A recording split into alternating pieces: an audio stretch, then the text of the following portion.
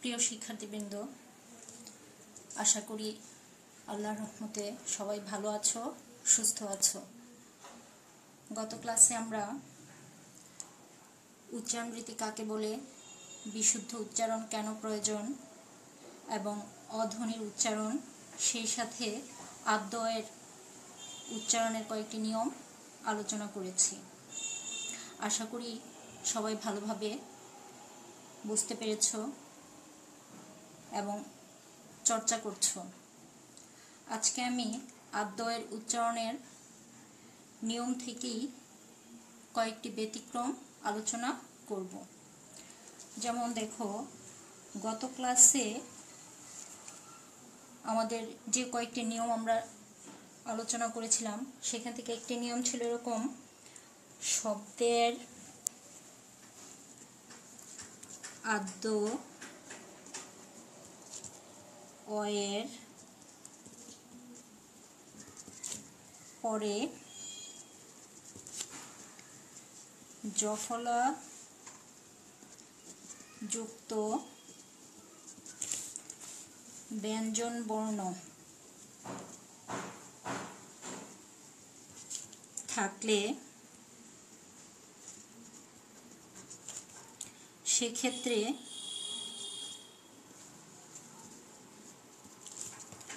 অ এর উচ্চারণ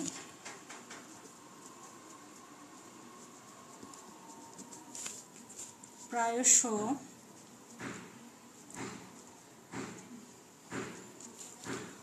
ওকারের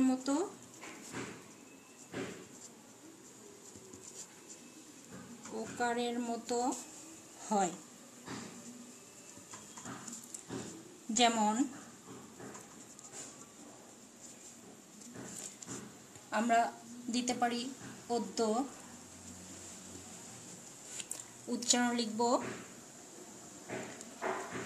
অদ্য।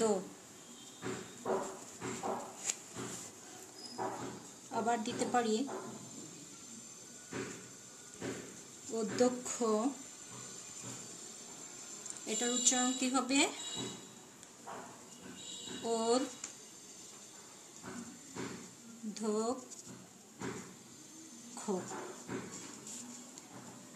ইত্যাদি। গত ক্লাসে আমি আরো কয়েকটি উদাহরণ দিয়েছিলাম। এখানে দেখো, আমরা বলেছি শব্দের আদ্যয়ের পর জফলাযুক্ত ব্যঞ্জন বর্ণ থাকলে সেক্ষেত্রে অয়ের উচ্চারণ প্রায়শ ওকারের মতো হয়। যেমন অদ্য, আদ্য অয়ের সাথে কি আছে? আদ্যয়ের পরে জফলাযুক্ত ব্যঞ্জন বর্ণ আছে, সেজন্য অদ্য ওকার হয়েছে। অধ্যক্ষ, আদ্যয়ের পরে জফলাযুক্ত ব্যঞ্জন বর্ণ, সেজন্য আমরা আদ্যটাকে কি পাই? ওকারের মতো পাই। কিন্তু এই নিয়মের কিছু ব্যতিক্রম আছে। আমরা এবার ব্যতিক্রমটা দেখব। ব্যতিক্রম শব্দগুলি দেখো, ব্যতিক্রম যে শব্দগুলি আছে, যেমন আমি লিখলাম এখানে বন্ধা, উচ্চারণ হবে বন্ধা।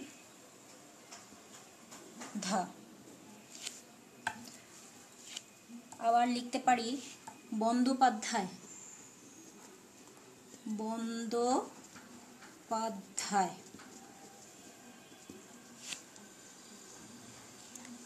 এটার উচ্চারণ আমি কিভাবে লিখব? বন্দ্যোপাধ্যায়।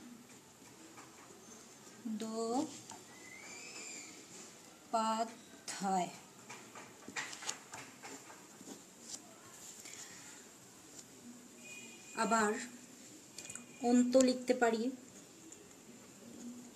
অন্ত, উচ্চারণ কি হবে? অন্ত। কণ্ঠ,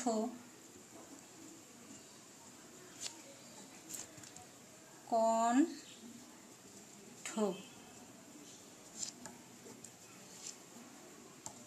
ইত্যাদি।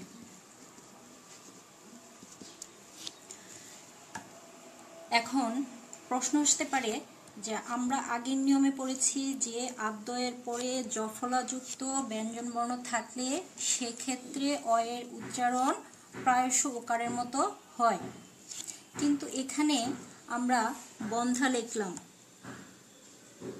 আদ্যয়ে ওকার হয়নি। আদ্য কিভাবে, এটা তো আমরা বুঝতে পেরেছি, কারণ আমরা জানি যে প্রত্যেকটি ব্যঞ্জন বর্ণের সাথে একটি স্বরবর্ণ থাকে, আর এই বটা কিভাবে হবে, ব যোগ অ মিলে হয় ব। তো এখানে আমাদের এই নিয়ম অনুযায়ী ব ওকার হওয়ার কথা ছিল, কিন্তু এখন আমরা ওকার দেইনি। তার কারণ হচ্ছে এটা ব্যতিক্রম শব্দ, আর এই ব্যতিক্রম হওয়ার পেছনে যে লক্ষণীয় বিষয় সেটি দেখো। আমাদের যে লক্ষণীয় বিষয় হচ্ছে কি, প্রতিটি শব্দে জফলা যুক্ত হয়েছে, শব্দে জফলা যুক্ত হয়েছে।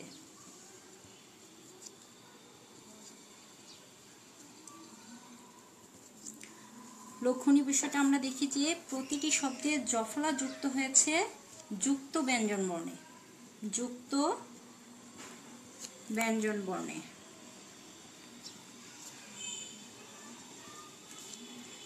ফলে উচ্চারণে যেমন এর কোনো ভূমিকা নেই, তেমনি শব্দের আদ্যকেও পরিবর্তন করছে না। তাহলে কি আমরা বুঝতে পারলাম যে এখানে বন্ধা এই বয়ের ওকার কেন হলো না, বন্দ্যোপাধ্যায় বয়ের ওকার কেন হলো না, অর্থাৎ এখানে যুক্ত ব্যঞ্জনের সাথে জফলা যুক্ত হয়েছে। এই যে দেখো এখানে বন্দ্যোপাধ্যায় যুক্ত ব্যঞ্জন বর্ণের সাথে জফলা যুক্ত হয়েছে, আর আমরা এখানে পড়েছি এটা কিন্তু যুক্ত ব্যঞ্জন বর্ণ না। আশা করি এটুকু বুঝতে পেরেছ। এবার আসো আমরা দ্বিতীয় নিয়মে যাই। শব্দের আদ্যয়ের পর আদ্য এর পর ক্ষীয়, যেটাকে আমরা গত ক্লাসেও বলেছিলাম যে শব্দের প্রথমে যদি থাকে তাহলে উচ্চারণ হবে ক্ষয়ের মতো, আর যদি মধ্যে বা শেষে থাকে তাহলে হবে ক ক্ষয়ের মতো। যেমন প্রথমে থাকলে খ্যাত ক্ষয়ের মতো উচ্চারণ হয়, আবার যদি বলি পরীক্ষা শব্দের শেষে, যার জন্য ক ক্ষয়ের মতো উচ্চারিত হয়। ক্ষীয়, তারপরে আসো গ, অর্থাৎ এই বর্ণটা যদি শব্দের প্রথমে থাকে তাহলে গ এর মতো উচ্চারিত হয়, মধ্যে বা শেষে থাকলে গ গ উচ্চারিত হয়। যেমন জ্ঞান শব্দের প্রথমে, তাই গ উচ্চারিত হয়েছে। আবার যদি বলি বিজ্ঞান শব্দের মাঝে, সেজন্য গ গ উচ্চারিত হয়। থাকলে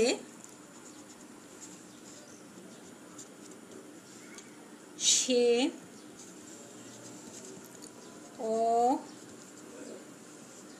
এর উচ্চারণ সাধারণত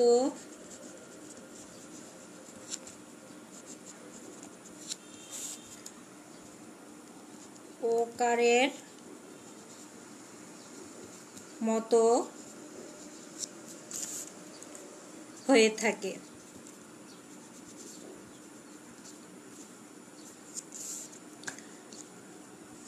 যথা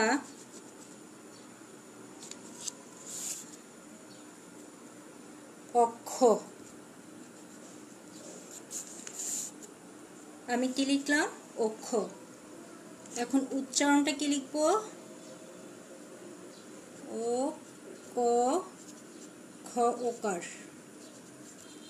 অক্ষ। আবার বলতে পারি অক্ষাংশ,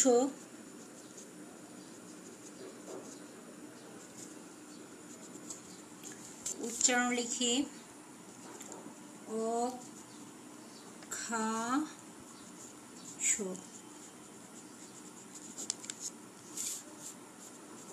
আবার লিখতে পারি লক্ষণ,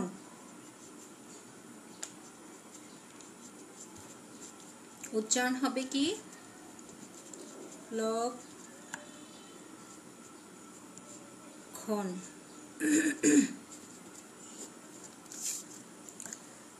যোগ্য লিখব যোগ্য।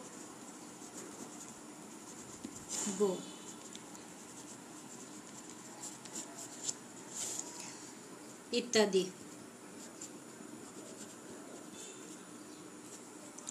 দেখো দ্বিতীয় নিয়মটা আমি কি লিখেছি, শব্দের আদ্য অয়ের পর ক্ষীয় গ থাকলে সে অ এর উচ্চারণ সাধারণত ওকারের মতো হয়ে থাকে, যথা অক্ষ। দেখো শব্দের আদ্য এর পর ক্ষীয় থাকলে, এখানে ক্ষীয় আছে যার জন্য আমরা আদ্যটাকে এখানে ওকারের মতো পাই, তাহলে অক্ষ। অক্ষাংশ, এখানেও ক্ষীয় আছে, অর্থাৎ শব্দের প্রথমে অ থাকায় এবং তারপরে ক্ষীয় থাকায় সেই অ ওকারের মতো হয়ে যায়। একইভাবে লক্ষণ, এখানে আমরা জানি যে লয়ের সাথে একটা স্বরবর্ণ আছে, তাই লয়ের পরে ক্ষীয় আছে, অর্থাৎ আদ্য এর পরে এখানে ক্ষীয় আছে যার জন্য ল ওকার হয়েছে। একইভাবে যজ্ঞ, এখানে গ গ উচ্চারিত হয়েছে যার জন্য আদ্য এর পরে গ গ উচ্চারিত হয়, এখানে জ ওকার হয়েছে। কিন্তু ব্যতিক্রম কিছু শব্দ আছে, দেখো ব্যতিক্রমটা কি আমরা দেখি। আমি একটু আগে লক্ষণ শব্দ একটা লিখেছি, এখন আবার লিখব লক্ষণ, কিন্তু এটার উচ্চারণটা হবে কিভাবে দেখো, লক্ষকার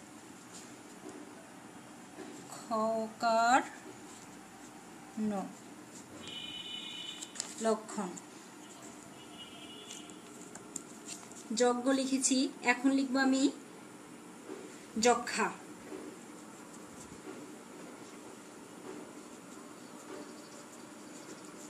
যক্ষা উচ্চারণটা হবে কিভাবে, যক্ষা। আবার লিখতে পারি পক্ষা।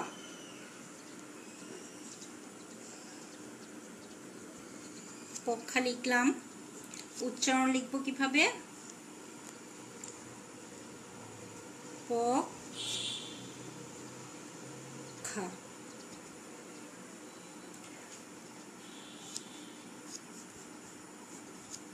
ইত্যাদি।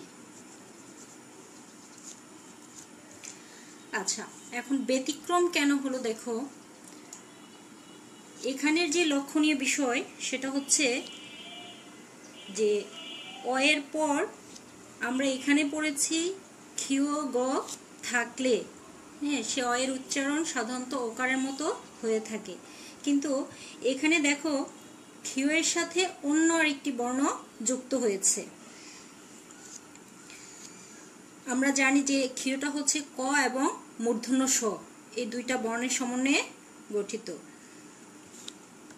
এখানে এটার সাথে আরো একটা বর্ণ যুক্ত হয়েছে, সেটা হচ্ছে কি ম, লক্ষণ, যার জন্য এখানে লয়ের সাথে ওকার হয়নি, এটা ব্যতিক্রম। একইভাবে দেখো যক্ষা, এখানেও আমরা দেখি যে ক্ষীয়র সাথে অন্য আরেকটি বর্ণ যুক্ত হয়েছে, সেজন্য ওকারের মতো হয়নি। পক্ষা একইভাবে আমরা দেখতে পাই। এবার আসো তৃতীয় নিয়ম।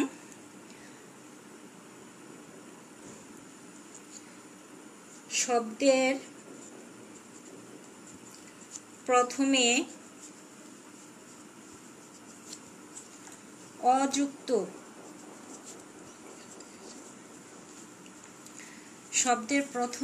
অযুক্ত রফলা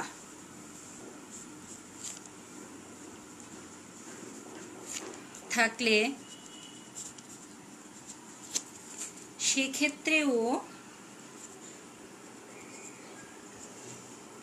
সেক্ষেত্রেও আমরা দেখি যে আদ্য এর উচ্চারণ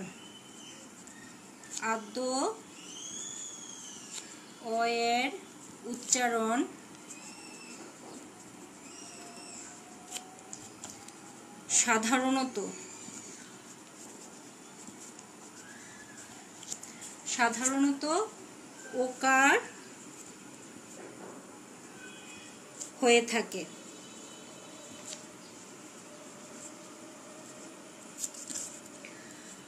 যেমন ক্রম, উচ্চারণ লিখব ক্রম। গ্রহ লিখতে পারি, উচ্চারণটাও লিখব গ্রহ। আবার দ্রব্য লিখতে পারি, উচ্চারণ লিখলাম দ্রব্য, ইত্যাদি। দেখো শব্দের প্রথমে অযুক্ত রফলা থাকলে সেক্ষেত্রেও আদ্য অয়ের উচ্চারণ সাধারণত ওকার হয়ে থাকে। যেমন ক্রম, গ্রহ, দ্রব্য ইত্যাদি। এই নিয়ম আমি গত ক্লাসেও পড়েছি।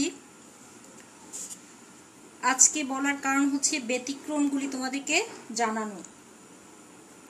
এখন আসো এটা ব্যতিক্রমটা আমরা একটু দেখি, ব্যতিক্রম শব্দগুলি কি হতে পারে।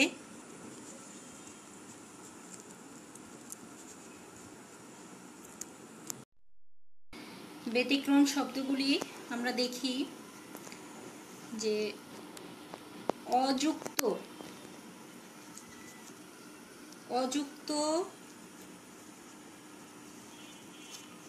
রফলার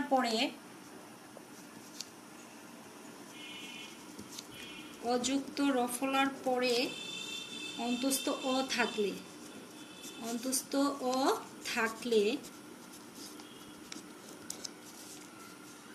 সে অ এর উচ্চারণ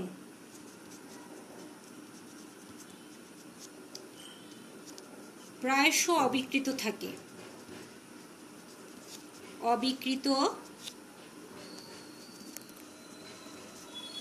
থাকে। যেমন ক্রয়, এখানে অন্তস্থ অ আছে যার জন্য এর উচ্চারণও অবিকৃত থাকবে।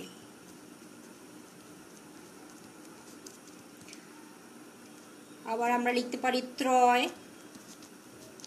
অন্তস্থ অ আছে বলে উচ্চারণ অবিকৃত থাকছে, ইত্যাদি।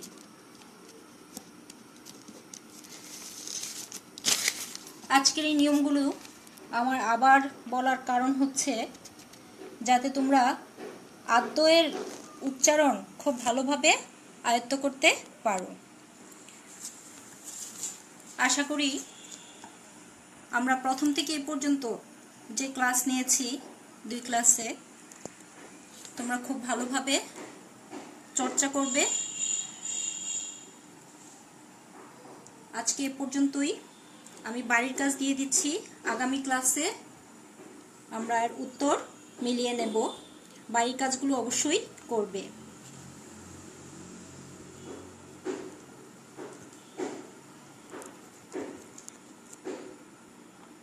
আমি যে শব্দগুলি দিচ্ছি দেখো, অত্যাচার,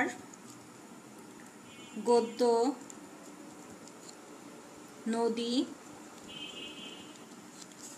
বন্দবংশ,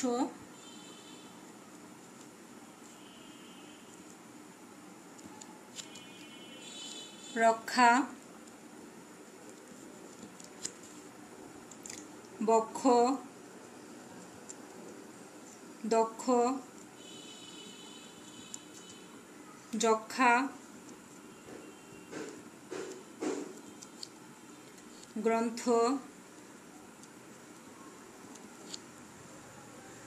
শ্রম। এই বাড়ি কাজগুলি আগামী ক্লাসে অবশ্যই করবে, আর আমরা ক্লাসের শুরুতেই উত্তর মিলিয়ে নেব। তো আজকে আমাদের ক্লাস এখানেই শেষ। সবাই ভালো থেকো, সুস্থ থেকো। আল্লাহ হাফেজ।